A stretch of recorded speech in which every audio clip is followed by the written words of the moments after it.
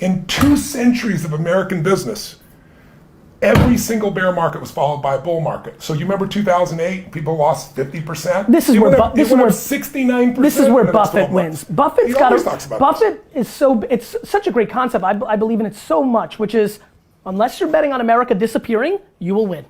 For centuries. That's it. And we're That's the punchline. We're going to keep growing. And by the way, every month on average, we have a new high.